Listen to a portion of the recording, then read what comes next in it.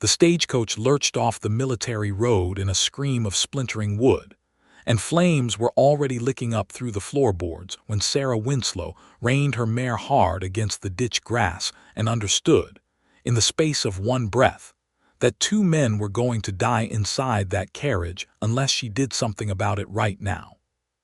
She had been 3 miles out from Widow's Creek Station, riding home in the gray hour before full dark after a long night bringing a Hutchins boy into the world feet first, when she heard the shots, and then the crash, and then the fire finding the coach's dry timber like it had been waiting all its life for the chance.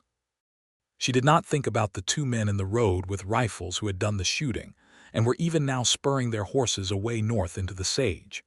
She thought only of the sound coming from inside the burning coach, a low animal groan of a man too hurt to save himself, and she was off her horse and running before her mind had finished deciding to.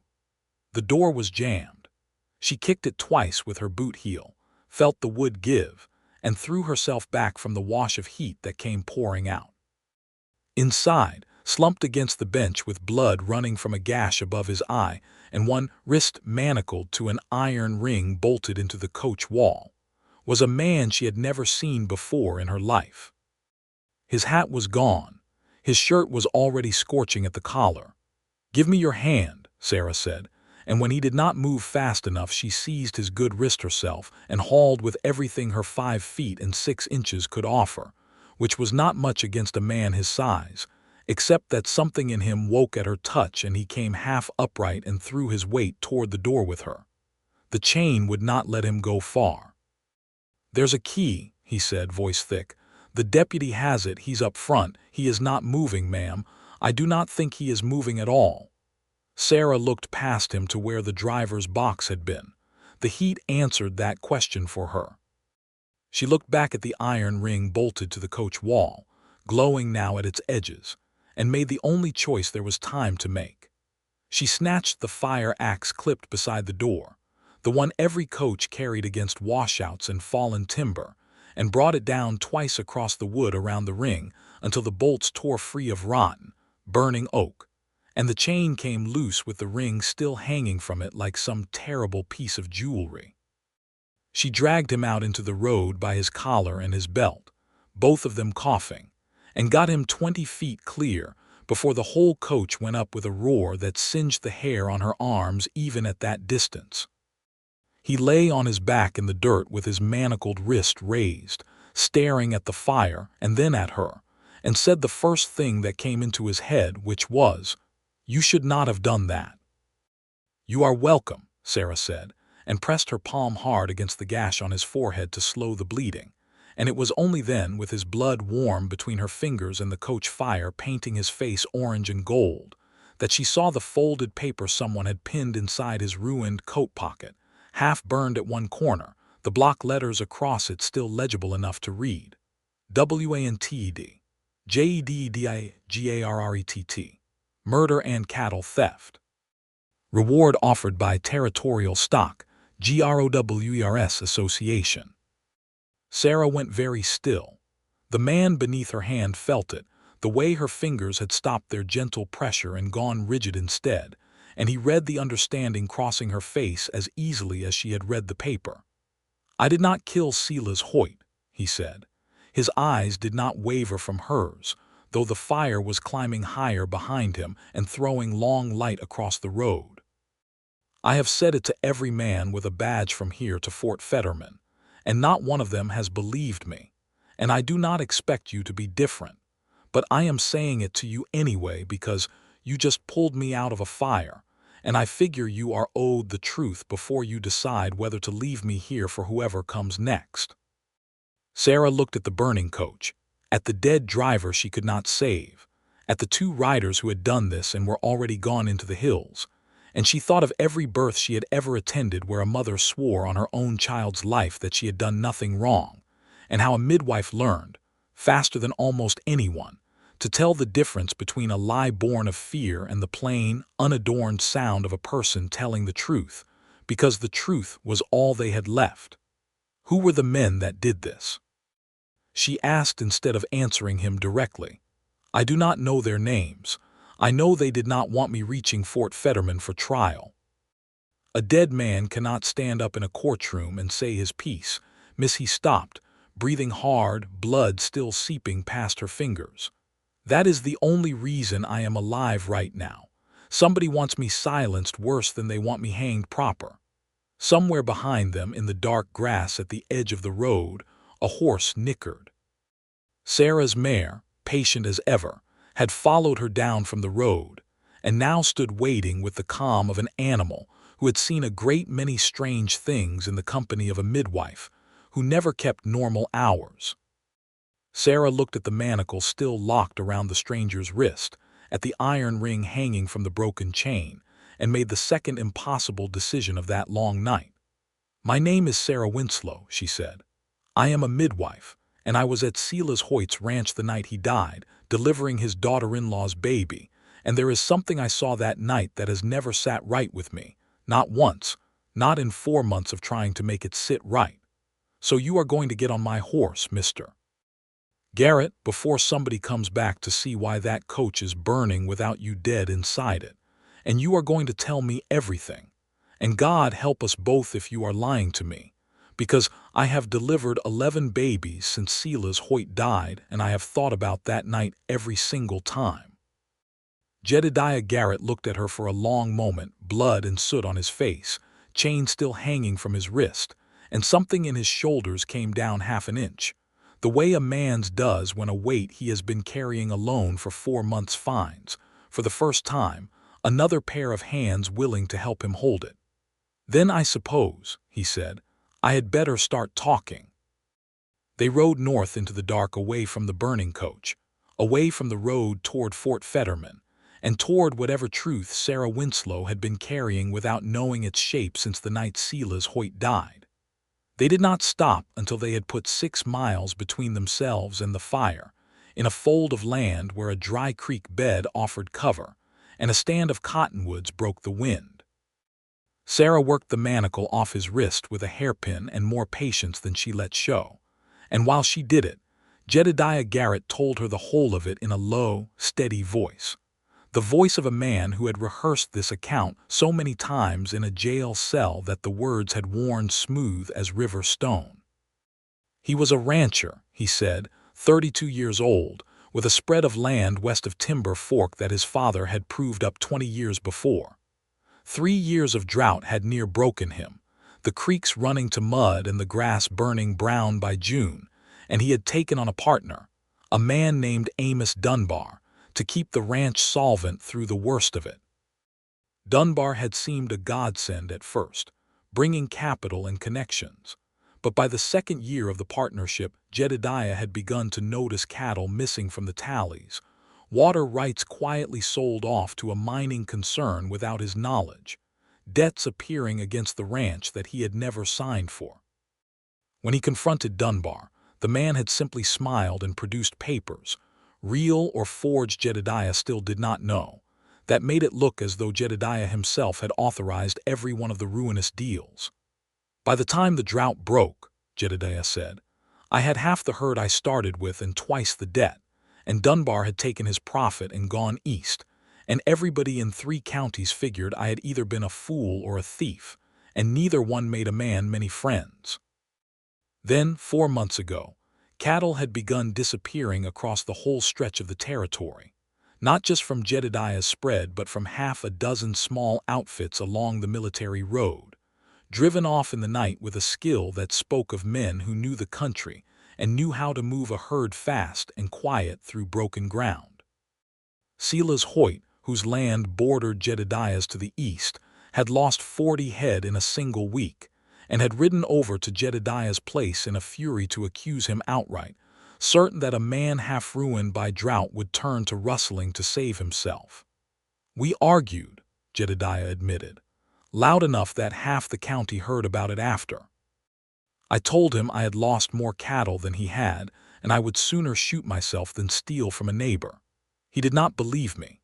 2 days later he was dead, shot in his own dooryard, and his own hands say they saw a rider on a horse built like mine leaving the property that night, and my own herd count came up short again that same week, which some clever fellow arranged to look like I had sold off the evidence of Hoyt's cattle mixed in with mine. The sheriff arrested me inside a week. I have been in one lockup or another ever since, waiting on a trial at Fort Fetterman because the circuit judge rides that way twice a year and Timber Forks Court could not be trusted to hold an impartial jury, not with the stock growers offering the kind of reward money they offered. Sarah sat back on her heels, the freed manacle in her lap, and looked at him in the moonlight. "The night Hoyt died," she said slowly, "I was at his ranch until past midnight, in the birthing room with his daughter-in-law. I heard riders on the road below the house sometime near 11, more than one horse, moving fast but not at a gallop, the way men move cattle at night when they do not want to spook the herd into noise. I looked out the window because I feared it might be trouble for the family, and I saw 4 riders pushing a small bunch of cattle north along the fence line, away from the house, not toward it. One of the horses was a gray, a big rangy gray with a strange rolling gait in the left foreleg, like it had taken an old injury and never quite healed true. I would know that horse again if I saw it in 100 others.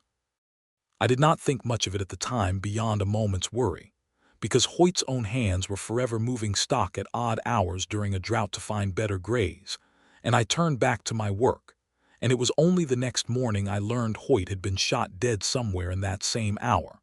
And by then the sheriff already had his story fixed on you, and everyone was so certain, and I told myself it was none of my business, and I had likely seen nothing more than ranch hands doing ranch work.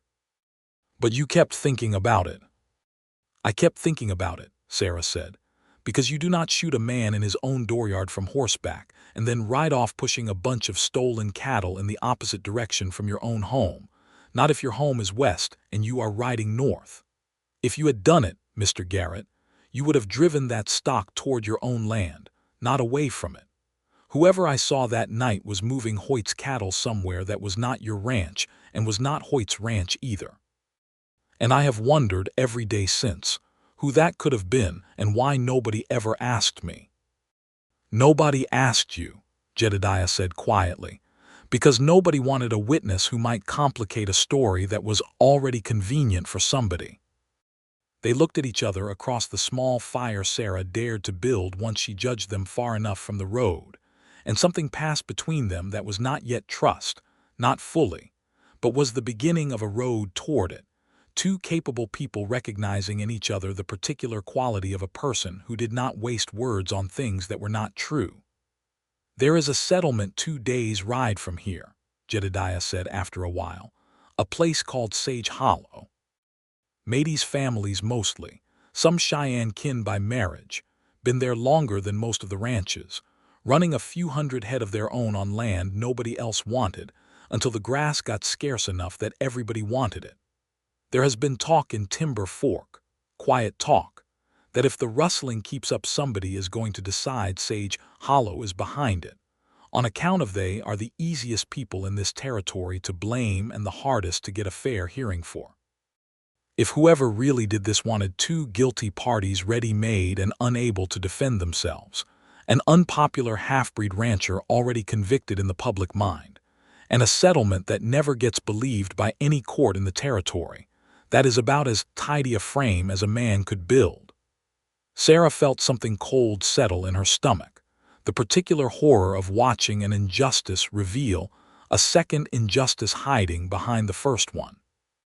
"Then we had better go to Sage Hollow," she said, "and see what they know before somebody decides their fate the way they decided yours." They rode through the remainder of that night and into the gray hush of morning, keeping off the main road where they could, following instead the old wagon trace that ran along the base of the foothills, a route Sarah knew from years of riding to attend births at homesteads too remote for any doctor to bother reaching. She had learned this country the hard way in every season, and she moved through it now with the unhurried competence of a woman who had crossed worse ground in worse weather with a laboring mother's life in the balance. Jedediah watched her read the land, the way she chose fords by the color of the water rather than its width, the way she kept them below the ridgelines without ever seeming to think about it, and he found himself, somewhere in the second hour of riding, less afraid of dying than he had been in 4 months, simply because the woman beside him seemed entirely unwilling to let it happen. They reached Sage Hollow in the late afternoon of the following day, a cluster of log houses and corrals set along a good creek in a fold of the hills, smoke rising thin and peaceful from chimneys, children chasing a dog between the buildings. Sarah was known there. She had delivered 3 babies in that settlement in the past 2 years, and the woman who came out to meet them at the sound of hooves, a broad, capable woman named Marguerite Beaulieu with gray in her dark hair, and a shotgun held loose and easy in the crook of her arm, broke into a real smile at the sight of her. "Sarah Winslow," Marguerite called, "you have picked a strange time to come visiting, with half the territory looking for the man riding beside you." "He did not do it," Sarah said simply, "and I mean to prove it, and I think whoever did do it means to see your people blamed for it next, so I am hoping you will hear us out before you decide to hand him over for the reward." Marguerite looked at Jedediah for a long moment, the shotgun never quite pointing at him but never quite pointing away either, and then she looked back at Sarah, and something in the trust between the two women, built over years of one showing up when the other needed her most, tipped the balance. "Come inside," Marguerite said. "There is coffee, and there is a thing or two I have been wanting to tell someone who might actually listen." Inside Marguerite's low-beamed house, over strong coffee and bread still warm from the morning's baking, the older woman laid out what she and the rest of Sage Hollow had pieced together over the past 4 months. Careful pieces gathered the way people gather evidence when they know no court will ever ask them for it. Cattle had gone missing from 3 outfits along this stretch of the road, always at night, always driven in small bunches easy to lose among other herds, and always, Marguerite said, by riders who left a very particular kind of sign. "Filed shoes," she said. "Every horse in that bunch wears a shoe filed square at the toe, like a blacksmith trying to make his work look like ordinary wear, but doing it a little too careful, a little too much the same on every animal. My brother is a farrier. He noticed it on tracks near our own creek 2 months back, before anyone accused us of a thing, and he has kept watching for it since, because he was afraid exactly what has now come to pass, that the accusation would land on us before the truth ever did." "And the gray horse," Sarah said, "the one with the rolling gait." Marguerite's face changed. "You have seen him, the night Silas Hoyt died." "That horse," Marguerite said, "belongs to a man who calls himself a cattle inspector for the Stock Growers Association, Cornelius Vane. He rides this circuit twice a year, checking brands, settling disputes between outfits, and he has more authority in this territory than the sheriff does when it comes to anything involving stock, because the big ranches down south trust him and nobody wants to cross the association. He came through here 3 months ago to inspect our herd, very polite, very correct, and he wrote in his book that our brands looked altered, which they were not, and he told us if the association decided otherwise, there would be men here within the week to settle the matter permanent." Jedediah set down his coffee cup very carefully, as a man sets down something when his hand has begun to shake, and he does not want anyone to see it. "Vane inspected my herd too," he said slowly, 6 weeks before Hoyt died. "Told me my count was off, wrote it in his book, made a great show of concern about it. I thought nothing of it at the time beyond irritation. He is the association's man. Everybody trusts him. He has been trusted with the keys to every stock record in this territory for going on 5 years. "Which," Sarah said, understanding arriving all at once with the particular clarity of a midwife recognizing, in the middle of a long and confusing labor, exactly which way the child is finally going to come, would make him the one man in the whole territory positioned to alter a brand record, blame it on whoever he chose, and never once be suspected himself, because who would ever think to doubt the inspector?" The 3 of them sat with that for a moment, the fire ticking in Marguerite's stove, the children's voices carrying faint through the walls from outside.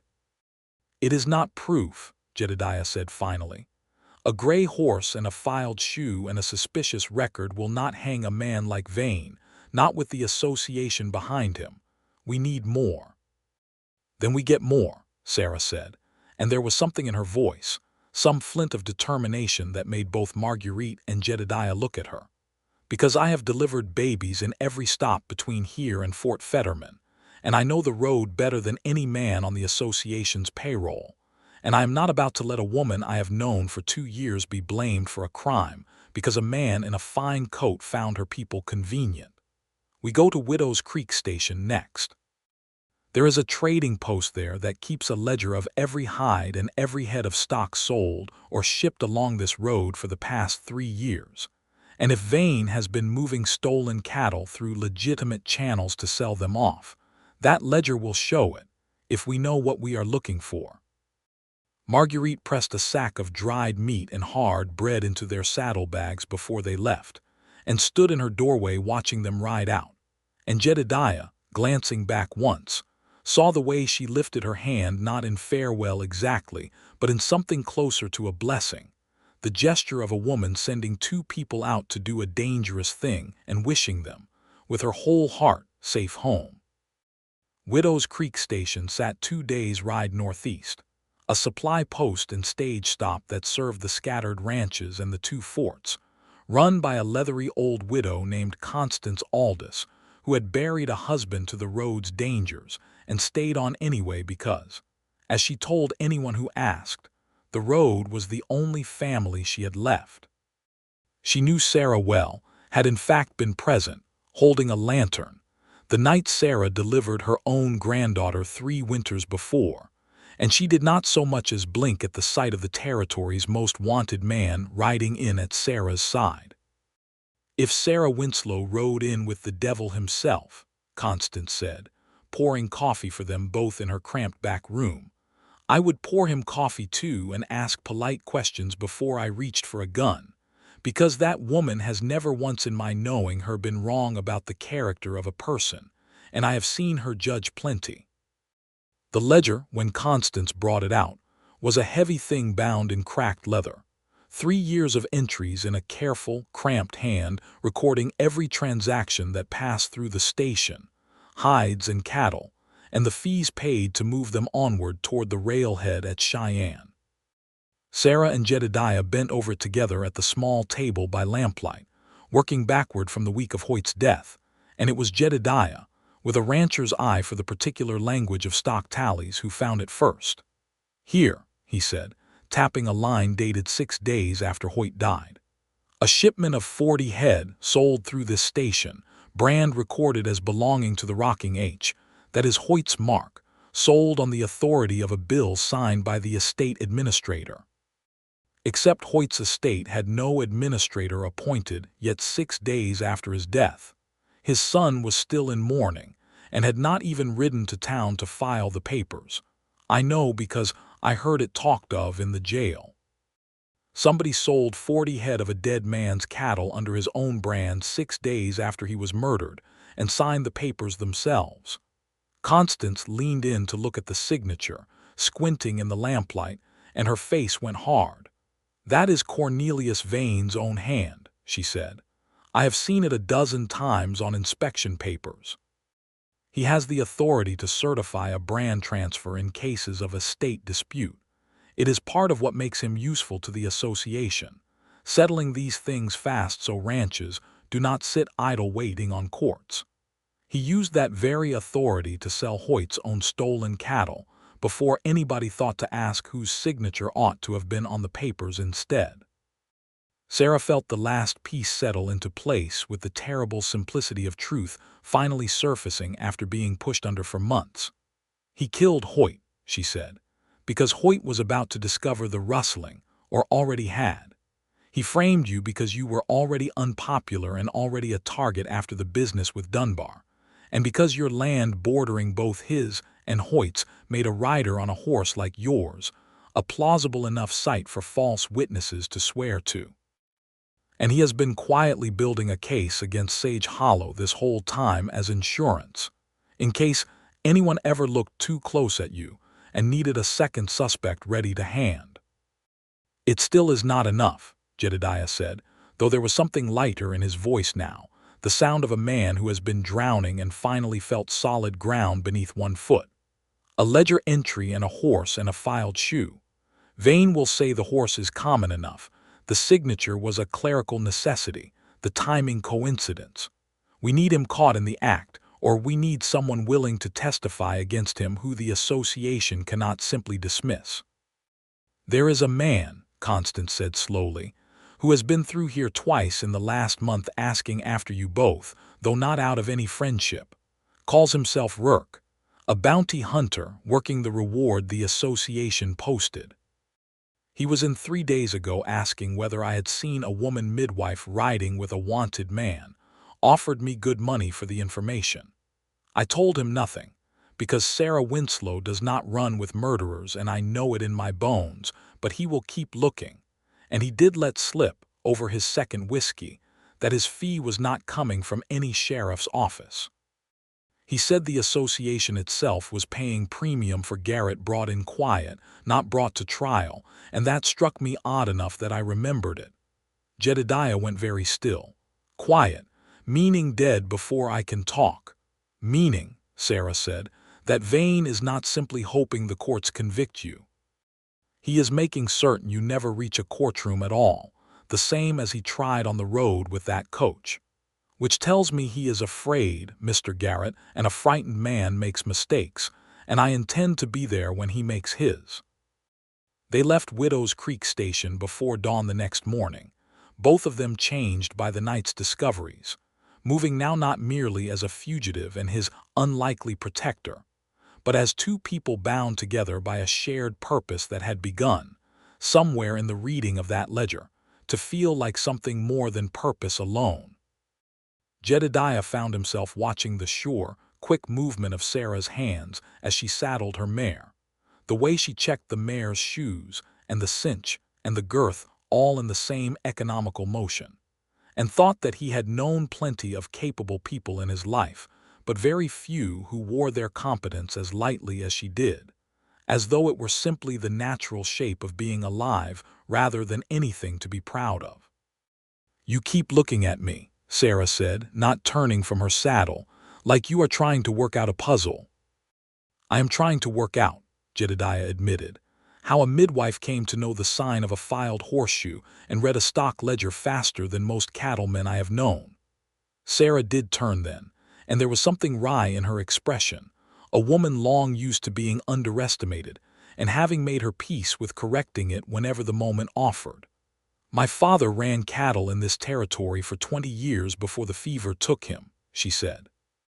"I learned to read brand and sign before I ever learned to read a book, and when he died and left no sons, I found there was more honest need in this territory for a woman who could bring a baby safely into the world than for a woman trying to hold a ranch alone against men who assumed she would fail. So I chose the calling where my judgment would be trusted rather than fought over every season. That does not mean I forgot everything my father taught me. It only means I found a use for the rest of what I know." "I am glad of it," Jedediah said, quiet and entirely without flourish, "more glad than I know how to say properly." Something passed between them again in that moment, warmer than the recognition of competence that had marked their first day together, something neither of them named aloud, but which rode with them all that morning as they made for Fort Fetterman along a stretch of the military road that climbed, mile by mile, into higher, rockier country, where the fair weather that had blessed their whole journey finally began to show its first thin edge of change, high clouds building pale and quick over the western ridges. The trouble found them in a narrow defile 2 days short of the fort, where the road cut between a rising slab of gray rock on one side and a steep talus slope on the other, loose stone piled precarious all the way up to a jagged ridge line 300 feet above. Jedediah had ridden this stretch before, years ago, driving cattle to the railhead, and he remembered it as a place his father had always warned him to move through quick and quiet, because sound carried strange in that defile, and loose rock did not forgive carelessness. They heard the riders behind them before they saw them, 3 horses coming hard along the road, and Jedediah recognized, even at that distance, the particular economical menace of men who rode like they had done violence before and expected to do it again. "Rourke," he said low, "has to be." "There is no cover here," Sarah said, already reading the ground the way she read everything, fast and clear-eyed. "The rock face gives us nothing, and that slope will not hold a horse at speed."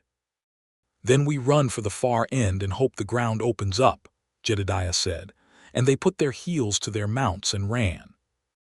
They were 3/4 through the defile, the walls just beginning to fall away ahead of them into open country, when the first shot came. Wild and high, meant more to spook their horses than to hit anything, and it did its work. Sarah's mare shied hard against the tailless slope, and Sarah, fighting to keep her seat, felt the animal's hooves skid on loose shale, and in the space of that skid, high above them, something shifted. It began as a whisper of sound, stone sliding against stone, and Jedediah, who had grown up beneath mountains and knew that sound in his bones the way a sailor knows the first change in wind before a storm, understood what was happening a full second before it announced itself properly. "Rockslide," he shouted. "Ride, ride now, do not stop for anything."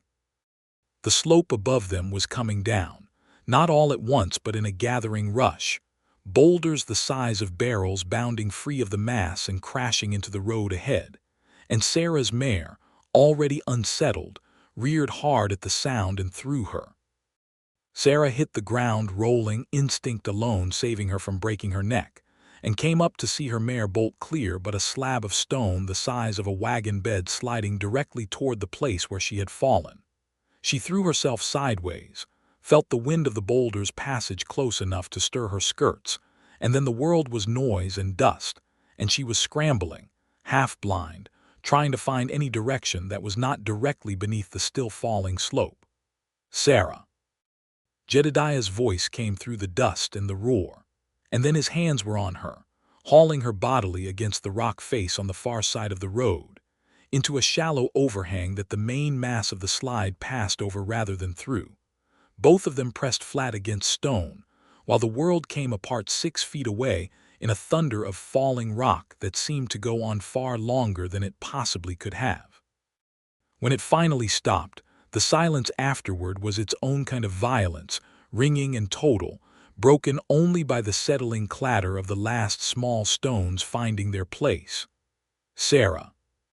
Jedediah's voice, close against her ear, rough with something that was not merely the dust in his throat. "Sarah, are you hurt?" "I am whole," she managed, and became aware all at once of how tightly he held her, one arm braced against the rock behind her back, his body between her and the road as though he could have stopped a mountain with his own shoulders if it had come to that. "Jedediah, where are the riders?" They looked out together from the overhang. The road behind them, where Rourke's men had been coming on hard, was gone, buried under 20 feet of broken stone, and from somewhere beneath that mass came a single voice, weak and frightened, calling for help. "One of them is alive under there," Jedediah said. Sarah was already moving, midwife's instinct overriding every ounce of caution, scrambling toward the edge of the slide with Jedediah close behind her, and they found him at last. A young man barely older than a boy, pinned from the waist down beneath a slab of rock too large for either of them to shift alone, his face gray with shock and pain, one leg clearly broken beneath the weight bearing on it. "We need rope," Jedediah said, already assessing the angle of the slab, the loose scree around it, the risk of trying to move it and bringing more stone down on top of them all. "There is coil on my saddle, if the horse has not bolted clean out of the country." His horse had not gone far, spooked but not lost, grazing nervous 50 yards down the road, and Jedediah brought back a good length of hemp rope, the kind every working cowhand carried for 100 uses, and set about rigging it with the sure, practiced hands of a man who had spent his whole life moving heavy things across difficult ground with nothing but rope and leverage and patience. "We anchor here," he said, looping the rope around a solid outcrop of rock well above the slab, "and here," running a second loop down to a point where he could brace his own weight against the pull, And we work the slab sideways rather than trying to lift it straight up, because straight up we will never manage, but sideways, with the angle of the slope helping us, we might just walk it off him inch by inch. "Tell me where to hold," Sarah said, and he did. And for the next quarter hour they worked together in a kind of wordless rhythm, Jedediah calling instructions low and steady, Sarah bracing and pulling exactly when and where he told her to, both of them straining against the rope while the trapped young man screamed once, sharply, as the slab finally shifted enough to release the crushing pressure on his leg. The moment it was clear, Sarah was on her knees beside him, hands already moving over the broken limb with a competence that seemed to steady the boy simply by its presence, splinting the leg with wood torn from a fallen scrub pine and strips cut from her own petticoat, talking to him the whole while in a low, calm voice about nothing in particular, the weather, the road ahead, anything to keep his mind from the pain while her hands did the necessary. Terrible work of setting what could be set and binding what could not. "You will live," she told him finally, when the splint was tied off and the boy's breathing had steadied.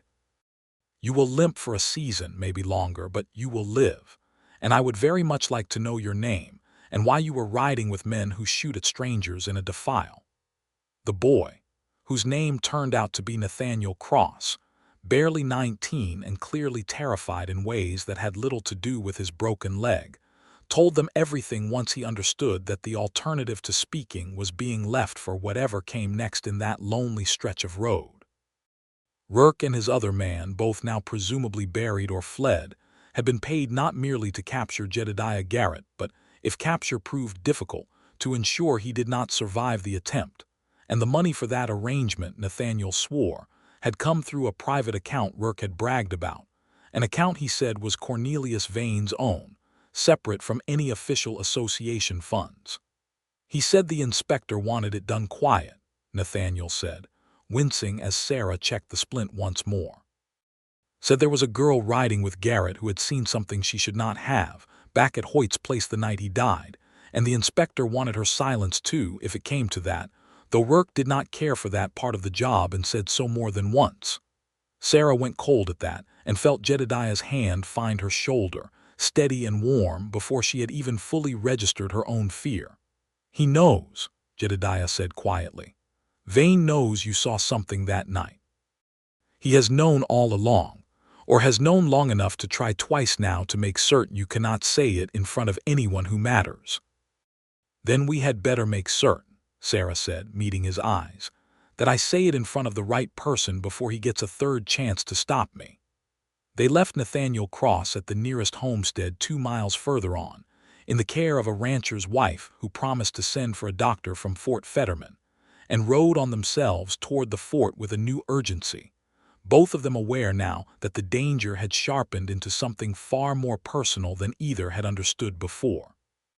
That night, camped in a hollow below the last ridge before the fort's outlying pastures came into view, they sat together by a small fire, and the events of the day, the closeness of the slide, the raw fear of nearly losing each other, seemed to have worn away whatever careful distance had remained between them. "I keep thinking," Jedediah said, watching the fire rather than her, "about what would have happened if you had not gotten clear of that mare in time.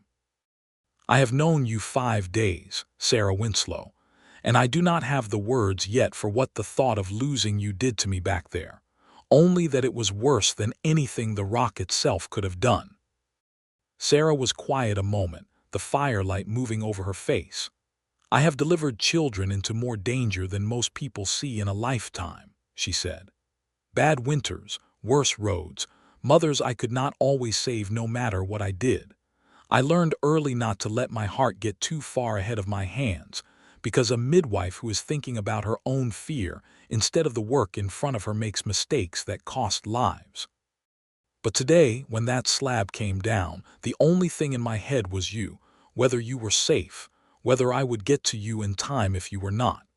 That has never happened to me before, not with a man I have known 5 days, and I do not entirely know what to do with it." "I do not reckon either of us needs to know what to do with it tonight," Jedediah said, and reached across the small space between them to take her hand, and she let him. And they sat that way a long while in the firelight, saying nothing more, because nothing more needed saying just yet. They reached the outskirts of Fort Fetterman the next afternoon, and it was there, at a trading post just outside the military reservation, that the plan they had begun to form met its first real complication. A rider from Timber Fork, one of the few men in that town who had ever spoken up in Jedediah's defense during the original arrest, found them at the trading post with grim news. Word had reached the settlements 2 days past that a homestead family near a place called Elk Creek Bend, a good hard day's ride southwest of the fort and well off the military road, had sent an urgent call for a midwife. The wife was in a difficult labor, twins presenting wrong, and the only midwife within reach of that remote stretch of country was Sarah Winslow, whose name and skill were known even that far afield. "Ordinarily, I would not ask it of you," the writer said, an older man named Prout who had known Sarah for years, "knowing what you are caught up in right now, but there is no one else, Miss Winslow, and the family sent word that the mother is failing fast. I would not have ridden 2 days to find you if I thought there was any other way." Sarah looked at Jedediah, and Jedediah looked back at her, and there was a terrible clarity in the moment, the exact shape of the choice laid bare between them.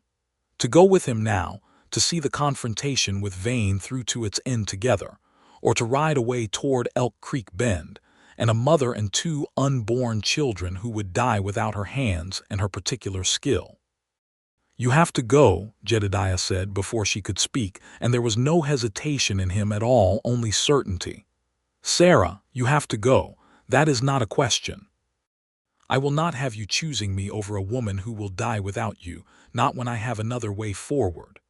"I am the witness," Sarah said. "Without my account, all you have is a ledger entry and a horse that any lawyer could argue away." "Then I will find a way to hold what we have found until you can come," Jedediah said. "There is a commanding officer at this fort, and there is Constance Aldis's ledger, and there is Nathaniel Cross's confession if his conscience holds, and there is Marguerite Beaulieu and half of Sage Hollow willing to swear to what they have seen. It will not be everything, not without you standing there to say what you saw that night, but it will be enough to force an investigation, enough to make Vane's own association start asking questions he cannot easily answer. I'm not asking you to abandon your calling for my sake, Sarah. I would rather hang an innocent man's death than watch you turn away from a mother who needs you. Go, do the work only you can do. I will hold the line here until you can finish it."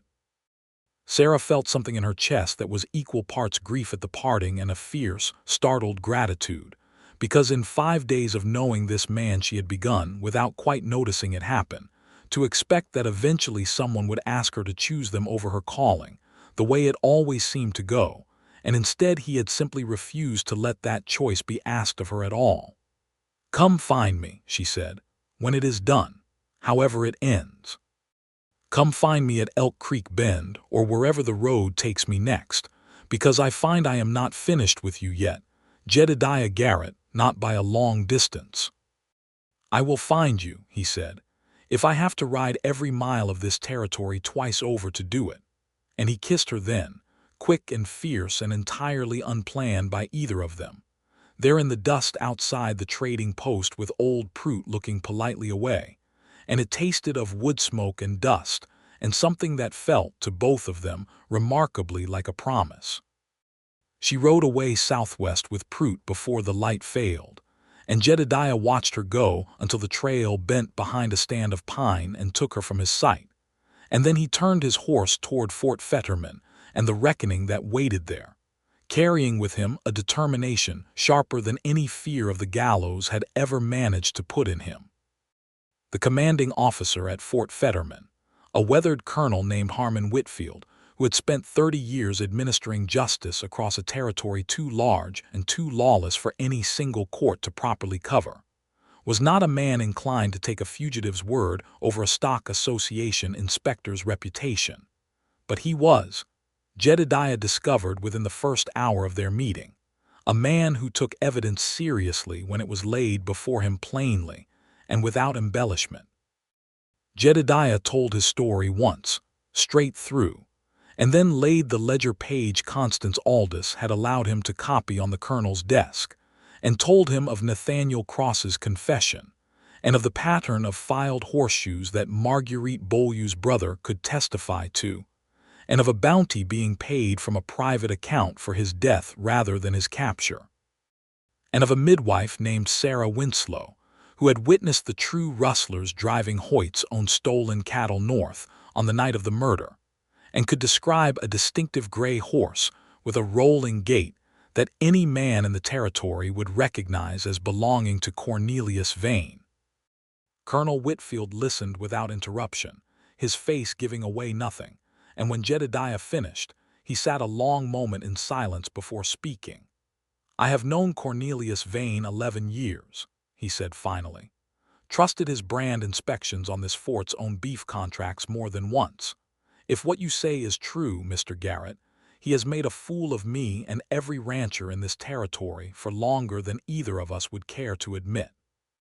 I will not arrest a man of his standing on the strength of a ledger page and a wounded boy's frightened story, not without more, but I will send riders to Sage Hollow and to Widow's Creek Station to gather sworn statements, and I will hold you here under military guard rather than civilian custody until this is settled, which I will tell you plainly is the safest place you could possibly be right now, given what you have told me about bounty paid for quiet deaths." It was not everything, but it was enough, and Jedediah understood, sitting in that spare, orderly office with the colonel's steady gray eyes on him, that for the first time since Silas Hoyt's death he was being heard rather than simply judged, and that the difference between those two things was the entire difference between hope and its absence. 3 days passed while riders came and went, statements gathered and cross-checked, the ledger's authenticity confirmed by the association's own records office at Cheyenne, and on the 4th day, word reached the fort that Cornelius Vane himself had been seen riding toward Elk Creek Bend, alone, on his gray horse, 2 days after Sarah Winslow had ridden the same direction to attend a difficult birth. Jedediah's blood went to ice the moment he heard it. "He knows where she is," he said to Colonel Whitfield, already moving toward the door. "He knows she is the witness, and he knows exactly where to find her unguarded, and I am not waiting on paperwork while she is out there alone with him closing that distance." "You are still under military guard," the colonel reminded him, though there was something almost approving in the set of his mouth, the look of a man who recognized courage when it stood in front of him. "I cannot in good conscience simply let a wanted man ride out of this fort." "Then send someone with me," Jedediah said, "because I am going to Elk Creek Bend with or without your blessing, Colonel, and I would rather it be with, given how much easier that will make things when this is finally settled." Colonel Whitfield studied him a long moment, and then, to his own evident surprise, gave a short, decisive nod. "Sergeant Michaels," he called through the open door, "saddle up. You are riding escort for Mr. Garrett to Elk Creek Bend, and God help Cornelius Vane if he has laid one hand on that midwife, because I will personally see him answer for it in front of the whole territorial court." Sarah, meanwhile, had spent 3 exhausting days at the Elk Creek Bend homestead, wrestling 2 stubborn breech twins into the world through a labor that had tested every skill she possessed and left her, by the second morning, running on little more than coffee and sheer will. Both infants had lived, both mother and children strong and recovering by the 3rd day, and Sarah had allowed herself, for the first time in nearly a week, a few hours of true rest in the homestead's spare room, exhausted and aching and thinking, in the last moments before sleep took her, of a rancher with steady hands and a habit of putting himself between her and danger without a moment's hesitation.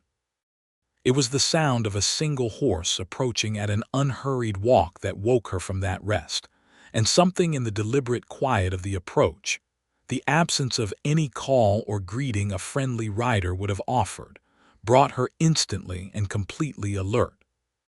She rose and went to the window, and saw, coming up the homestead's rutted lane in the late afternoon light, a big gray horse with a rolling, uneven gait in its left foreleg, carrying a well-dressed man in a fine dark coat who sat his saddle with the easy confidence of someone who had never once in his life been made to answer for anything he had done.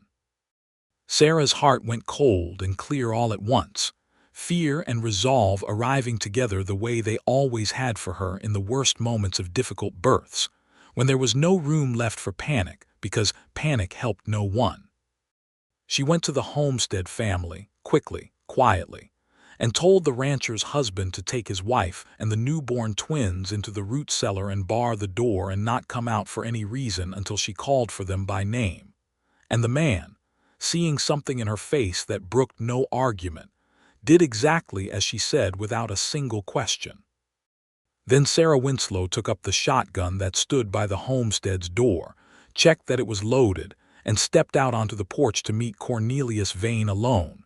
He drew rein at a polite distance, tipped his hat with an ease that made her skin crawl, and smiled the smile of a man entirely certain of his own charm.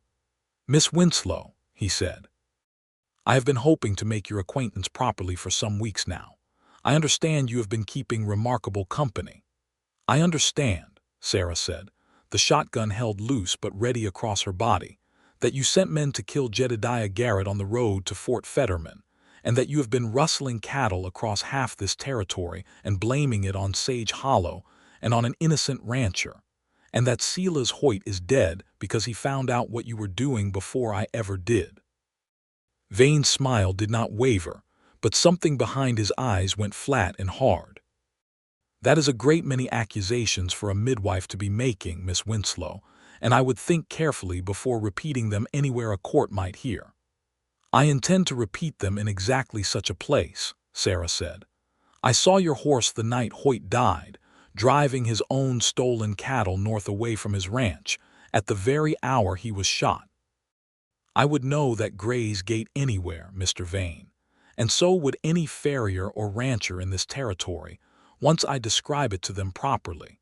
And I expect there are more men than you think who have quietly noticed the same thing about you over these past months, waiting only for someone brave enough to say it aloud first." For a moment neither of them moved, the fair afternoon light lying gentle and incongruous over a confrontation that held, beneath its stillness, the full weight of a man's freedom and possibly his life. Then Vane's hand moved, slow and deliberate, toward the pistol at his hip, and Sarah brought the shotgun up in the same instant, steady despite the pounding of her own heart, because she had faced down worse fears than this one across the years and had learned, the hard way, that hesitation cost lives far more often than boldness did. "I would not," she said, "unless you fancy explaining to Colonel Whitfield's men, who are likely no more than a day behind you on this road, exactly why you shot an unarmed woman on a homestead porch." It was a gamble, spoken with more confidence than she truly felt, but it landed, and Vane's hand stopped its motion, some calculation working visibly behind his eyes as he weighed the cost of violence here against whatever remained of his careful, respectable reputation. It was in that suspended moment, both of them frozen in their standoff, that a second set of hoofbeats came up the lane at a dead run, and Sarah's heart leapt with a hope so fierce it was nearly pain, because she knew, before she even turned her head to confirm it, exactly whose horse could move like that. Jedediah Garrett came up that lane like something out of the wrath of God, Sergeant Michaels a length behind him, and Vane, seeing reinforcement arrive for the woman he had meant to silence quiet and alone, understood in an instant that whatever chance he might have had was gone.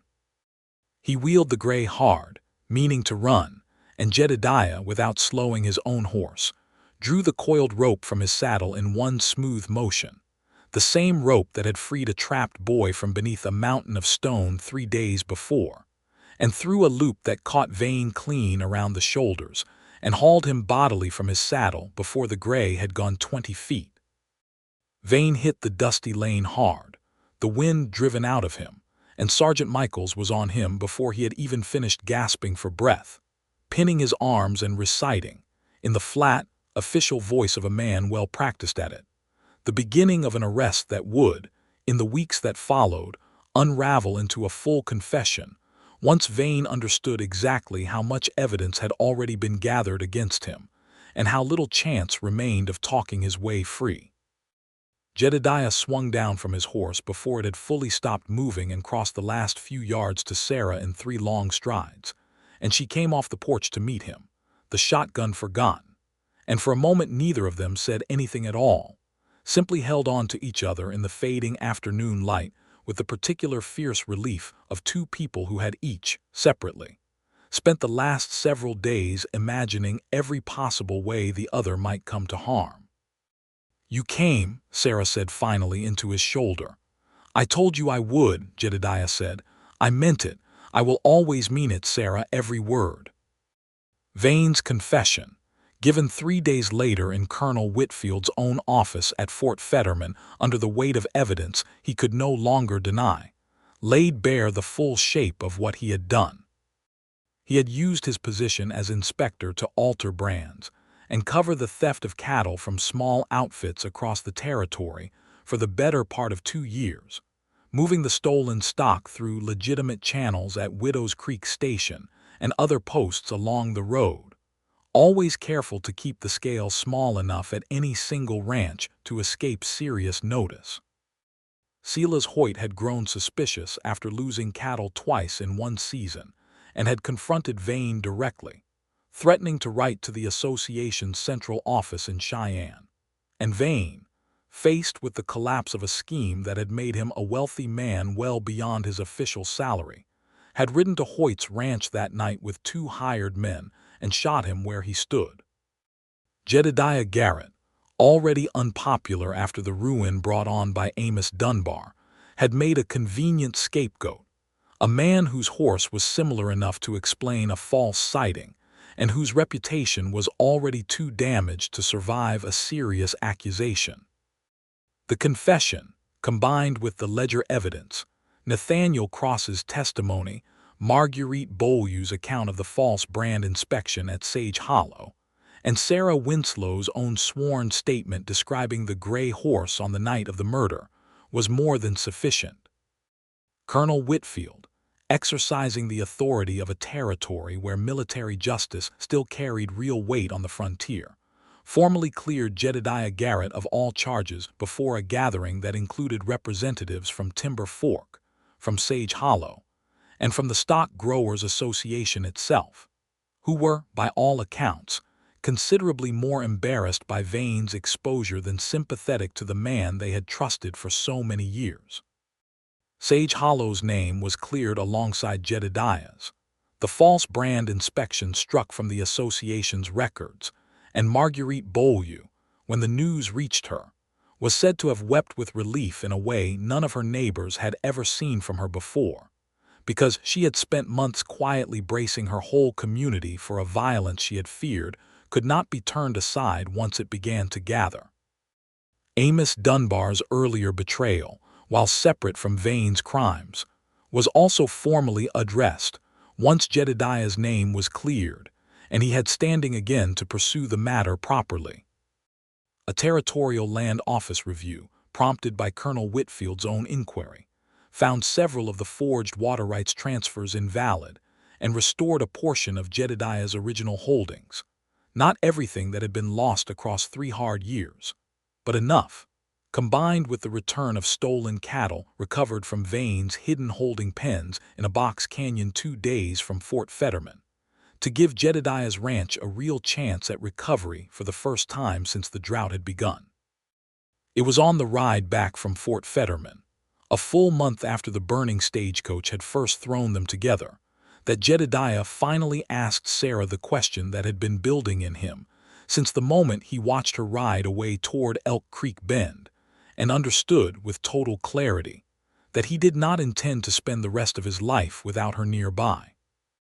They had stopped for the night at Widow's Creek Station, where Constance Aldous had insisted on hosting them both with considerably more ceremony than the little station usually saw, and afterward they walked together along the creek in the cool of the evening, fair weather still holding gentle over the whole territory as though the land itself had decided to grant them this one unclouded season. "I have been thinking," Jedediah said, "about what comes next. My ranch has a chance now, a real one, more than it has had in 3 years. But I know what your calling means to you, Sarah, and I have watched you ride this road as though you were born to it, and I am not fool enough to think a woman like you would be happy penned up on any ranch, mine or anyone else's, waiting at home while the world needs her elsewhere." Sarah stopped walking and looked at him, something wary and hopeful both moving across her face.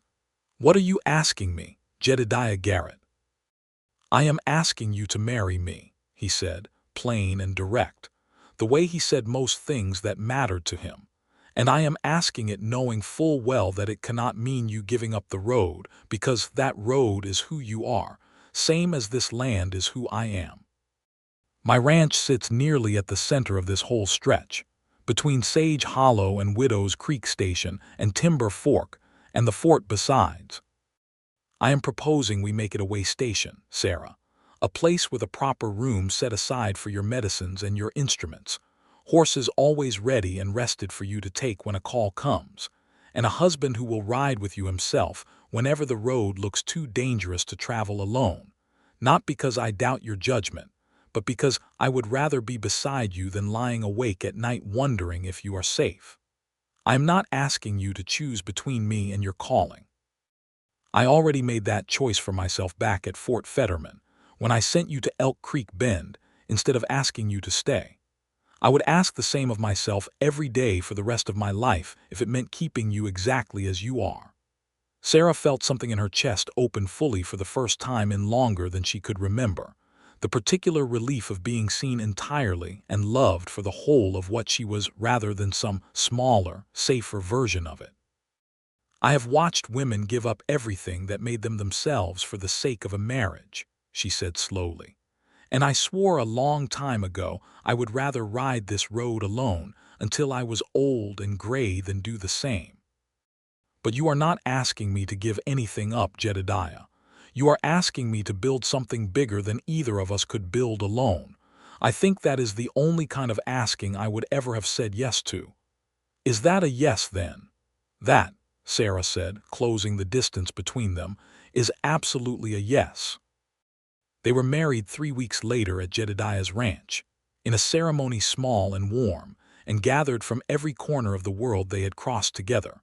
Marguerite Beaulieu and half of Sage Hollow riding 2 days to attend. Constance Aldous arriving with a wedding gift of good coffee and better whiskey. Colonel Whitfield himself sending a formal letter of congratulation, along with a small detachment to serve as honor guard, and Nathaniel Cross, walking now with only a slight limp. Standing near the back with a grin on his face that suggested he considered himself, in some small way, responsible for the whole happy outcome. Sarah rode out from that ranch within the month on the first of what would become many calls, a new room built onto the main house stocked with her instruments and her medicines, a fresh horse always saddled and ready in the barn, and more often than not, when the distance or the season made the road uncertain, Jedediah Garrett riding beside her, not because she needed protecting exactly, but because neither of them wanted to be apart a moment longer than the world required of them. The ranch itself came back slowly over that first year, the drought's long damage healing the way land heals when it is finally given water and patience, and someone willing to work it with their whole heart. And the herds, rebuilt in part from cattle recovered from Vane's hidden pens and properly returned to their rightful owners across the territory, grew steady under Jedediah's careful management. In the years that followed, travelers along that stretch of military road came to know the Garrett Ranch as a particular kind of landmark, not merely a working cattle outfit but a way station in the truest sense, a place where a tired rider could find fresh horses, where a woman in difficult labor could send word and no help would come riding within hours rather than days, and where, if the traveler happened to arrive at the right hour of evening, they might see a rancher and his wife sitting together on the porch in the last gold light of day, her hand in his, both of them watching the road stretch away toward the mountains they had crossed together. Content in the particular, hard one. Piece of two people who had found, in the middle of danger and injustice and fire, exactly the one person in all that wide country who would always, without fail, believe them.